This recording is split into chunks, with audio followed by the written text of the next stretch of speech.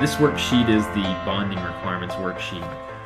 Here's the picture of it. If you see a big smile on my face, it's because this is at least the third time that we have recorded this one, so I'm sure I can mess it up again.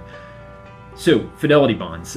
Probably first thing that I'd make mention of is that it is a requirement from ERISA. ERISA being the Employee Retirement Income Securities Act of 1974, not ERISA Services. We're not the ones requiring you to get this, although we're making sure that you do have it in place. It is required for the trustees of the plan to be bonded to protect the participants of the plan. The bond has to be for at least 10% of the assets in the plan. And really what it's doing is it is protecting the participants and the assets that they've accumulated from maybe a trustee from being able to abscond with those assets. The real question is that even possible in this day and age? And I'm not sure it is. Nonetheless, it is a requirement, and so we've got to make sure that it's taken care of for you. Probably one of the suggestions that we generally make with people is that when you're working with either your errors and omissions provider or your P&C, your property and casualty people, they're generally going to do a rider to add the fidelity bond coverage to your plan.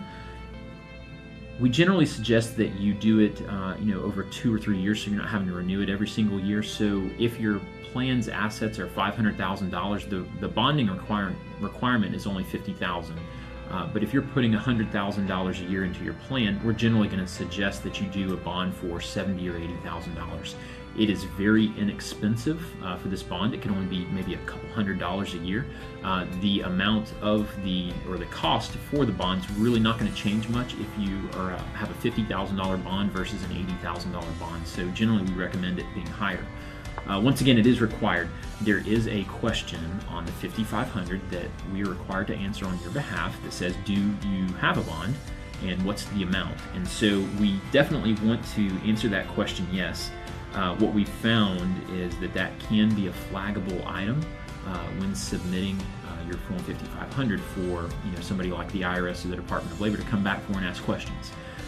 So what we suggest is generally going to your E&O people or your P&C people. If you don't have somebody that can help you, let us know. We can certainly make some suggestions.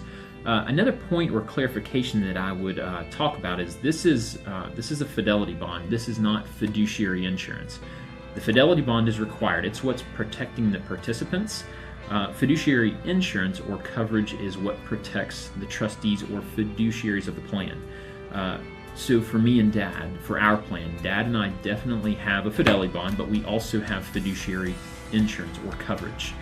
It's what protects us. And so although the fiduciary insurance is not required, it is something that we do recommend.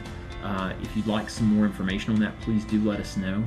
But your insurance agents should be able to accommodate you pretty easily and quickly on that. If you've got more questions related to the bonding requirements, there's a whole subset of information that I'm not sure we've got enough time to cover in this how-to video.